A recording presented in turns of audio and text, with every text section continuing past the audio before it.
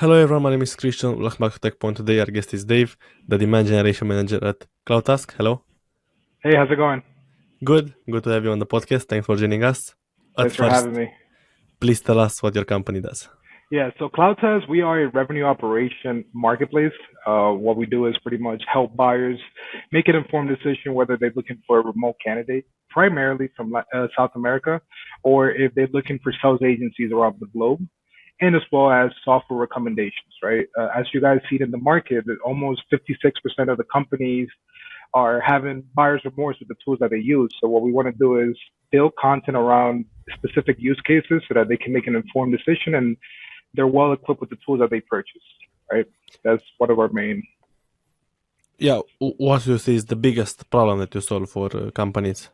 Right now, the biggest problem that we're trying to solve for is obviously reduce the amount of time it takes to find a remote candidate if you're Mm-hmm. looking to take them on board, and for you to be able to have multiple requests for proposals when you're looking for sales agencies, right? And of course, considering that buyers come to us for software recommendations, we also want the agencies and the remote candidates in our marketplace to use those tools and get the best use of them, right? Best features based on the specific roles they're operating in, but that's part of our big focus, right?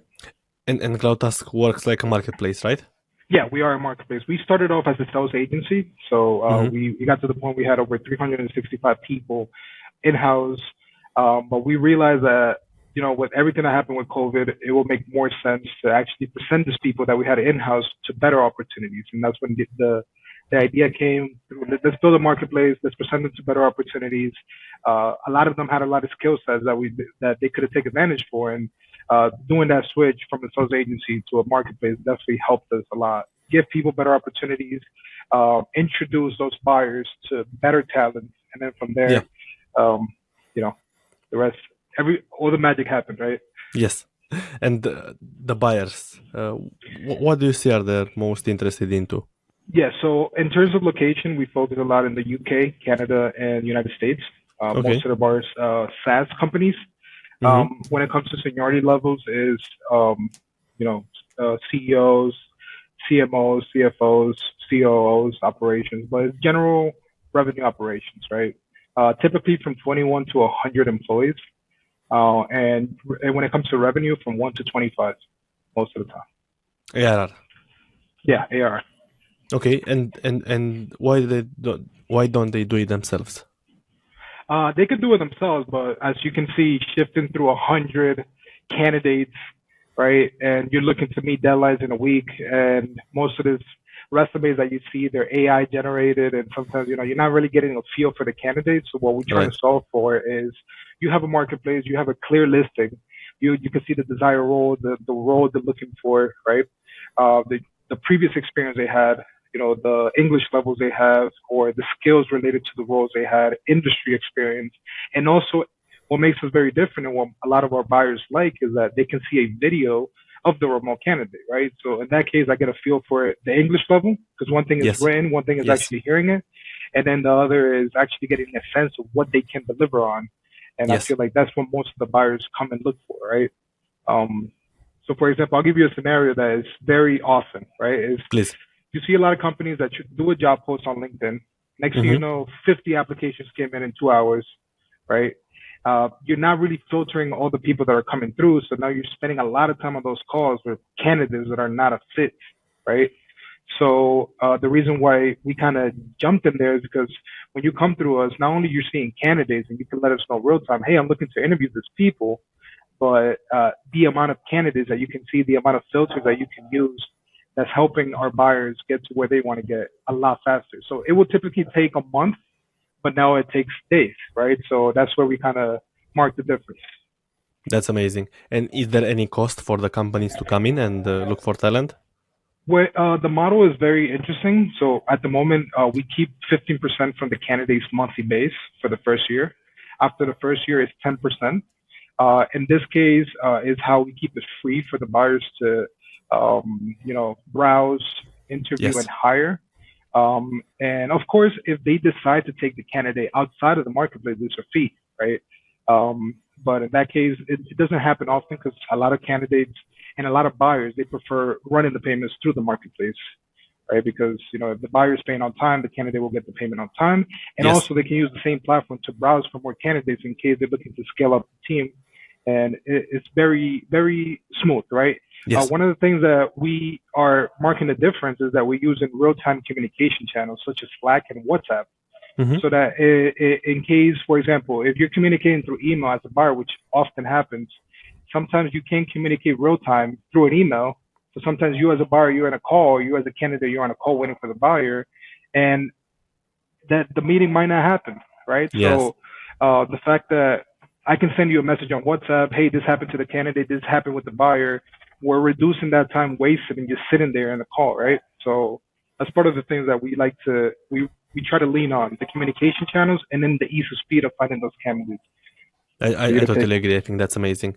And about the candidates, do they usually go in full time or they have multiple roles, or how does it work?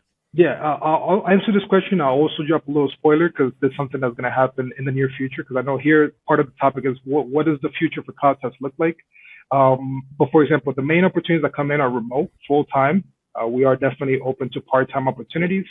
We try to be very clear with the client, right? Because sometimes they think part-time is project-based, and it happens a lot, right? So one of the things that we're working on towards the future is opening it for project-based. But that's something that we haven't announced yet, but it's something that we're definitely looking for. But right now it's full-time remote opportunities, and we're open to part-time, right? Yep. What is your competition in this market? Is it traditional agencies? I wouldn't say competition. We kind of removed that from our plate due to the fact that we're just trying to complement a lot of things in the market. But you can see us as an Upwork, you can see us as an Uber, right?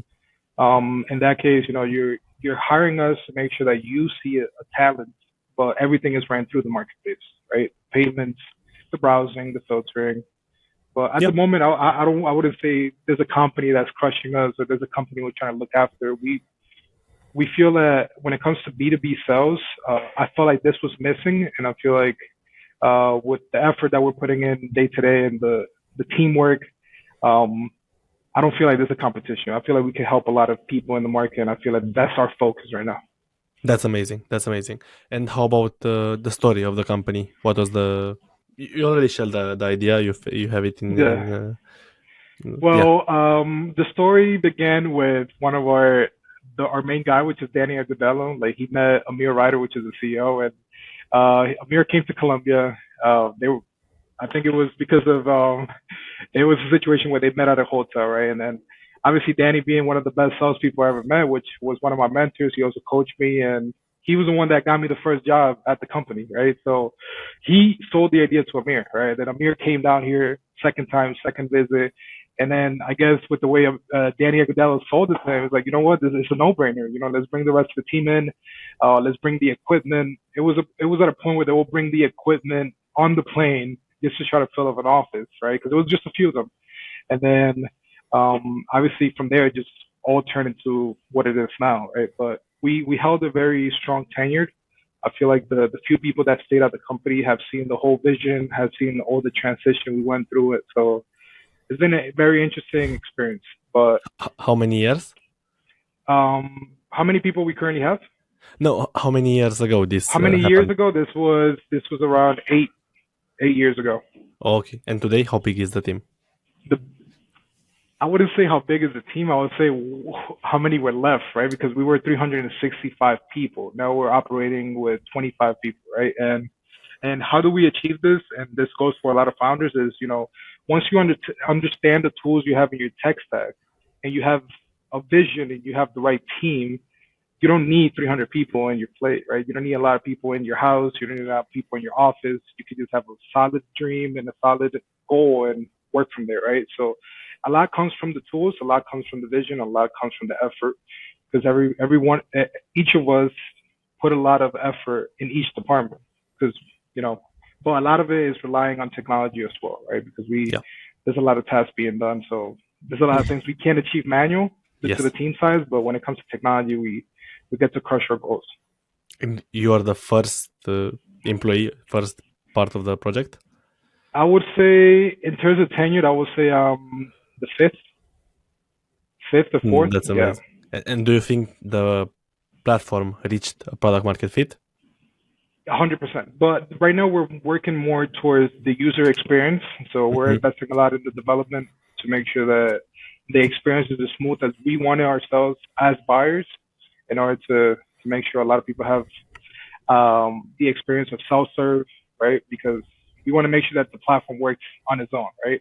But either way, it's also a great opportunity for us because we like meeting with the buyers. We like talking to them. We like educating them on what's going on. It's not just hire and leave and don't speak to us. Yeah. It's, let's talk, let's get to know each other, let's see what is your business goals, how can we really complement with a solution that you'll find in the marketplace.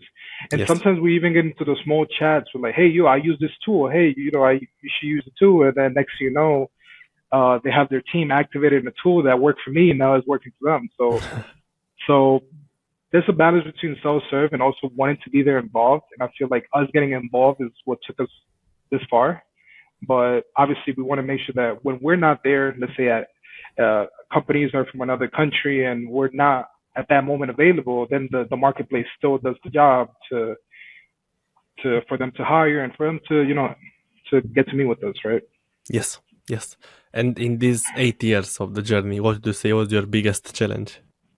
My biggest challenge was, and this is something that I'm glad you asked the question. My biggest challenge was I used to be a person that I didn't want to communicate as much with the manager. I wanted to speak directly with the CEO because I wanted to get shit done, right? And I know sometimes a lot of companies is like, you have to go through layers in order to get the message across. I don't believe in that. I feel like, like if I have the vision clear and I have my objective clear, and I feel like a manager is actually bottlenecking me from that, I'm not gonna allow that, right? So for me, the biggest challenge is finding that balance where it's like, at what point am I respecting the role and at what point I'm really making sure this thing gets fixed or done or addressed.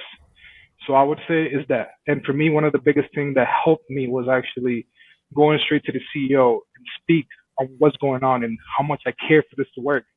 And sometimes I feel like a lot of SDRs, a lot of AEs, they feel this fear that if they speak up, something bad Yeah. is going to happen to them. And for me, that's not the case, right? I actually got rewarded. I got enabled with more tools because I was bringing those things up in the table. So I would say the biggest challenge is not feeling bad for those things when I was actually caring for the company instead of just trying to be a rebel, trying to just Yeah. cause friction in the company, right? So I would say that People was people like yourself are rare, and we need those in startups.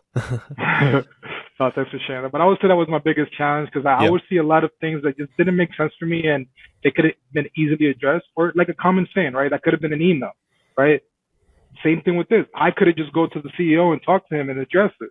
And most of the times where I did it, my conversion rate was very high, right? Because we'll get things addressed real time. So I would say that was my biggest challenge, is accepting that I wasn't trying to do something wrong.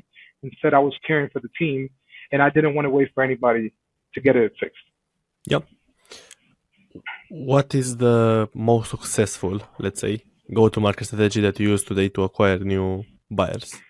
I would say Before that, I have yeah, a go question for it. actually. Yeah, go for it. What is harder for you to find, buyers or sellers? I mean, companies that want to get talent or talent itself. I would say buyers, a lot of buyers because of they're not educated on how to hire international and the ease of it. So it requires a lot of education. So it's a lot of top of the funnel content. But for candidates, obviously, if you're framing a good opportunity, it's going to bring a lot of people, right? Tons of people. So I would say buyers have always been the one that I wouldn't say harder because at the end of the day, when Yeah. you're helping, you're not really thinking about what's harder or not. You're just really trying to help these people. But I would say the one that requires the most to get attention is buyers, right? They require a lot Okay. of education, a lot of case studies, a lot of proof.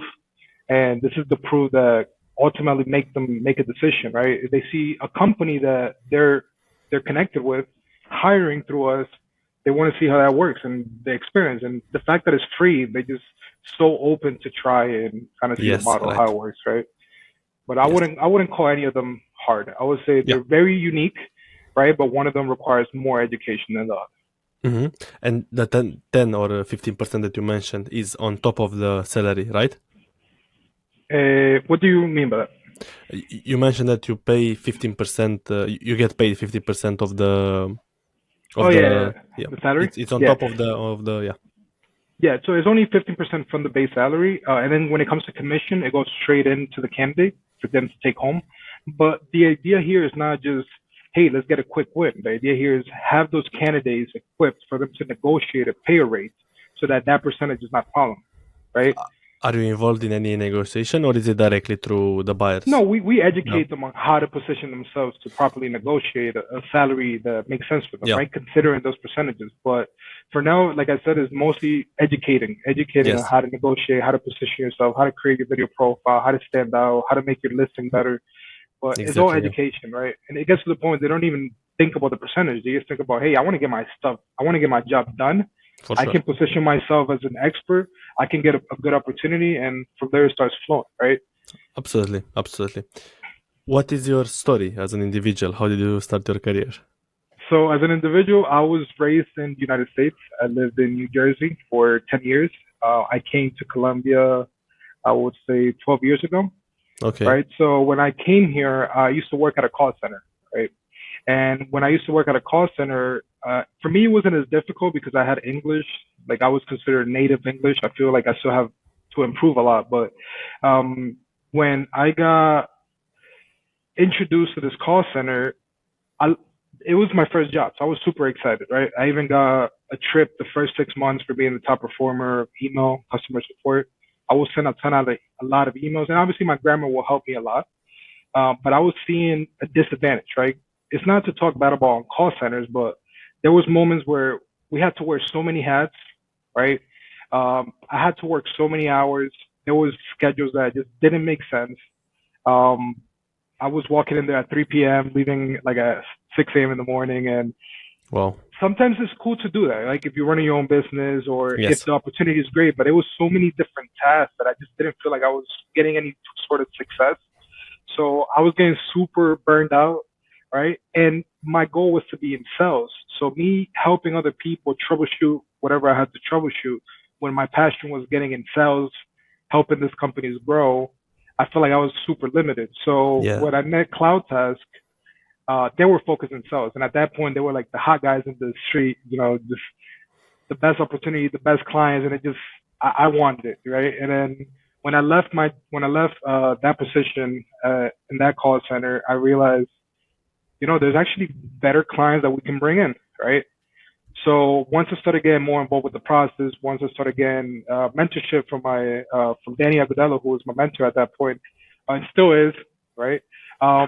At that moment, I realized that, if we can bring these opportunities, more people are going to want a job, and they're happy with the payment, they're happy with the process, they're happy with the tools, they're happy with everything they got in hand, instead of just sitting in a call center waiting for those messages to pop up and those tickets, because there was so many tickets at that point. Yeah. When I was there, the account was brand new, so it was a flood of tickets, and it wasn't what I wanted, right? And it's fine, there's people that want that opportunity, there's people that Yeah. are For still sure. there, right? I don't have anything against that, but at How that many years? point, I would say it was like I would say 2 to 3 years in the call Oh center. wow. Wow. But at that moment, it was one of the best call centers in the city, right? So I was like, you know what, let me give it a try, let me get my experience, and it went very well. I left in very good terms. I was a top performer. I got promoted to QA. I got to teach and coach a lot of people because I would take every 2 weeks, I would take a badge of 34 different candidates. I had to train them so that they could reach the QA standards and potentially earn their bonus. So I wouldn't say it was a bad experience for me, but it taught me that there was better opportunities. And at this point, those are the opportunities I want to get those people in. So at that point, that's how it aligns with the mission that I have as an individual with what CloudTask is doing, right? We're trying to Yes. get these candidates in very good opportunities. We're trying to make sure that these companies are using very good tools so that the candidates want to stay there, right? And obviously, if the company is doing good, they're going to pay a good buck for the candidate. So Exactly. this Exactly. aligns with my goal. For those that are in call centers, obviously, if you want to get out of there, CloudTask is a good place for you to start browsing through that and switching your opportunity. But those that are there, they're happy. This might not be the topic, right? But Yeah. it was interesting. I learned a lot. I got when I started working for this call center, I always had this mindset of let me see what each department is doing and let me see in where I can contribute and then work from there. And I feel like that mindset kind of helped me be seen as somebody that's willing to contribute instead of just getting a Exactly. paycheck. So Yes. Yes. that same mindset, when I put that in CloudTask, in this case, the right place at that moment, it just everything turned out how I wanted to turn out. So here I am. No, I loved how you explain it. It's exactly perfect. No, I and appreciate it. and you mentioned that the talent is mostly from Latin America. South America primarily. I say this because that's our biggest success, right? Yeah. Is obviously it's not us limiting to anywhere around the world, but I just bring it up as this is the place where you Yeah. you're most likely going to be successful, right? Because the talent here in South America um, is quite interesting, not only because they're super eager for an opportunity, but also the culture. They're very kind. One of the things that I saw, especially in Colombia, like there's very good salespeople. For example, in Colombia, I see very good salespeople in Mexico, Honduras. So it's been a very successful region. But Yes. obviously, we had success with candidates from the U.S., candidates from Yeah. Europe. But South America, due to the time zone, due to the cultural difference, I feel like that has put us in a very good position for more candidates. I see the same thing about my country, about Romania and about Eastern Europe. So many people are hungry, and in other parts of the world, this is missing. And being so hungry, Yeah, you want opportunities, you want more, you get more tasks done, and yeah, I think it's really good. And the same here, really kind people. I'm asking this question because I'm also thinking that it's really good for SaaS companies to hire cost efficient talent, right? Rather than 100%. hiring from other countries. No, no, 100%. It's a good opportunity. I wouldn't say it's a right or wrong. I would say most of the time it complements, Yeah. right? Sometimes you have a team in the United States, now you want to have a team in Colombia, and let's see how they perform. And based on that, I'll make a decision, right? We see buyers do those decisions, right? We also see buyers that just drop the whole team and I want to stick to international and I want to decide traveling. It's all based on their lifestyle as well, right? But what I've seen the most is that, give it a shot, see if it works, compare performance from each country and see how it goes. And if it Yeah. works, give it a try. But don't go blind, right? And that's the thing that we try to avoid our buyers do. If you want to hire, at least understand why you're hiring, and I feel like that puts you in a better position, Yes. right? And in terms of role, which one is the biggest? Marketing, sales? Like our strongest channel right now, Yes, I would the largest audience for this particular role.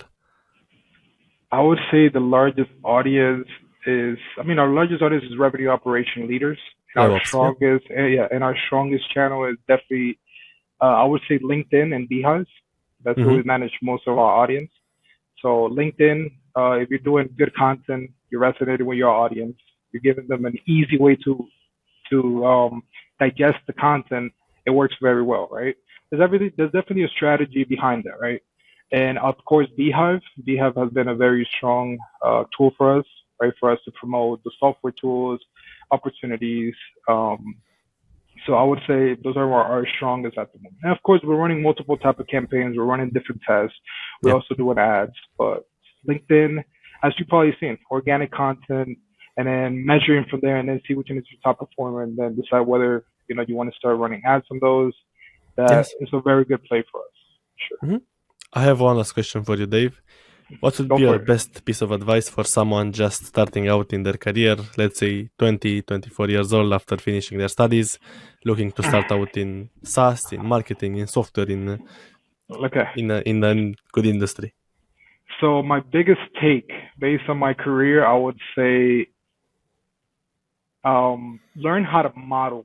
Learn how to model others that are doing it right. It's not about stealing. It's not about, hey, let me sound like them. It's like, let's see what those guys are doing good.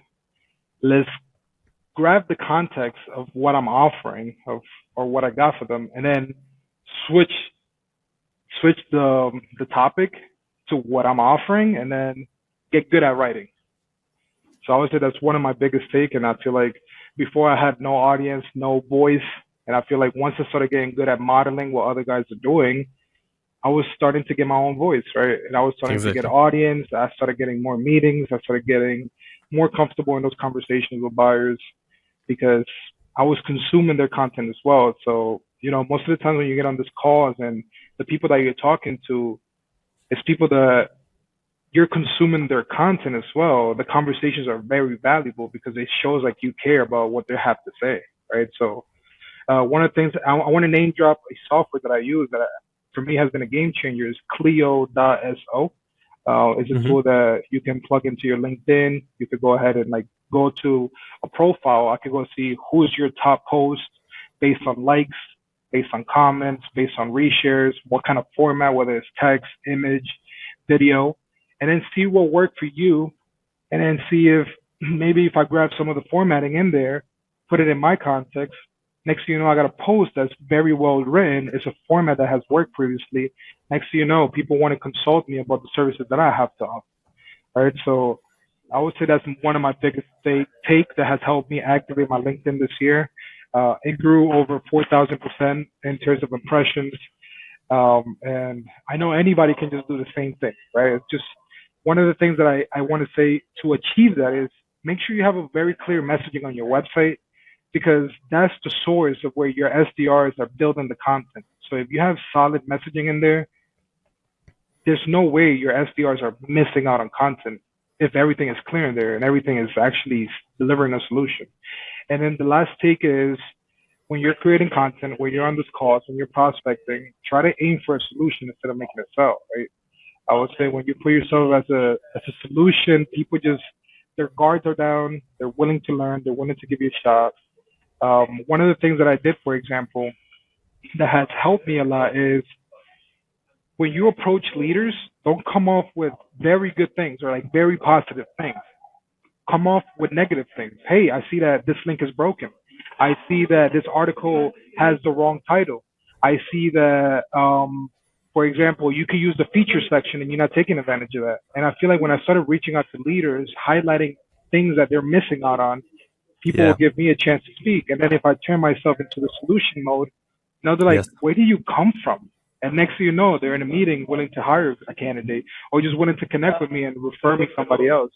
Yes. So I would say solution, modeling, and bring up the negative things will be the biggest takeaway from my career in the past 7 years that have helped me get in front of people that will typically ignore me if I were to put them in any type of campaign.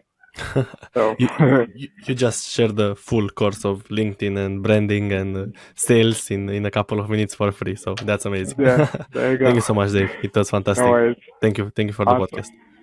Thank you for inviting me, and I hope for those that are listening to, a lot of times we spend a lot of time listening, but sometimes we forget to execute. So sometimes it's just that little push, and I know there's people like you that are looking over you and watching your stuff. I know you're helping them execute, right? So I hope this is something that complements to that, and a lot of people are also willing to execute. Thank you so much. Thank you, Dave. Awesome, Christian. Thank you.